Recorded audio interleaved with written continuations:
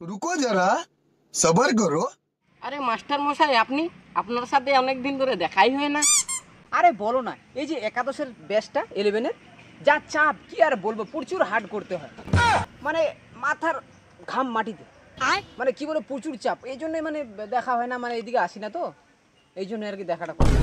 হ্যাঁ, আপনার সাথে আমার অনেক জরুরি কথা আছে।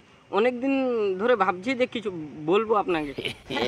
হ্যাঁ আমি বুঝে গেছি আপনি কি বলতে চাচ্ছেন, আপনার ওই ভাতিজাটার ব্যাপারে বলতে চাচ্ছেন তো, আমি বুঝে গেছি। মানে ছেলেদের সাথে আমার এতটা মানে মিলামেশা হয়ে গেছে কি না, এই যে চশমাটার দেখো আমি ছেলেগুলোরই পড়ে আছি, তো জানতে আমি যত লোক আমাকে দেখবে কি না, পাবলিক দেখে যেন বুঝতে পারে যে আমি একজন মাস্টার, বুঝছো তো।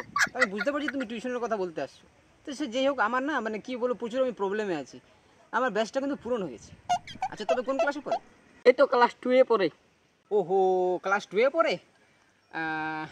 বাকি যে ব্যাচের ছেলেগুলো আছে কি না, ওটা কিন্তু পূরণ হয়ে গেছে। আর কথা হচ্ছে যে ওরা যখন আমার ক্লাস 4 এ পড়তো তখনই আমাকে বলে রাখছিল, কিন্তু এখন ক্লাস 2 এ পড়ে, এখন তো মানে কি বলবো, ফাঁকাই নাই। তবু আমি দেখি চেষ্টা করে, যদি ওরকম কি বলবো, নিজের লোক কিছু বলতেও পারছি না। আর আচ্ছা মানে খুব আমি একটা মানে খারাপ সিচুয়েশনে আছি, মানে আর কি কিছু বলতে পারছি না আপনাকে, কি বলবো, আমি নাও করতে পারছি না, আবার হাও করতে পারছি না, বাচ্চাই নেই। একটু কিছু করেন না, একটু কিছু করেন না। আমার অনেক দিন ধরে আপনার সাথে সম্পর্ক। দেখেন প্লিজ প্লিজ, আপনি আর রিকোয়েস্ট করবেন না, আমার একটু সিচুয়েশনটা বুঝুন। মানে কি বলবো, ব্যাচের যে এত চাহিদা, এত ছেলে পেলে হয়ে গেছে, ছুটির সময় আমাকে দুটো সিভিল পুলিশ ডাকতে হয় ভিড় কমানোর জন্য। তাকে না করবো, সবাই তো আমার আপন।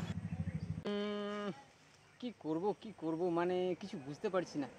তবে আপনার জন্য একটা ভালো খবর আছে, আপনি না আমাকে আজকের মধ্যেই সন্ধ্যা 7টার মধ্যে ফোন করেন, না হলে কিন্তু আমি নিজে ফোন করব। আর কথা হচ্ছে, একটা ব্যাচ আছে, ওটা কতজনের ব্যাচ? ওটা 2জনের ব্যাচ ছিল, মানে আপনার ছেলেকে নিয়ে 2জন, বাকি আমি একাই থাকতাম ওই ব্যাচে।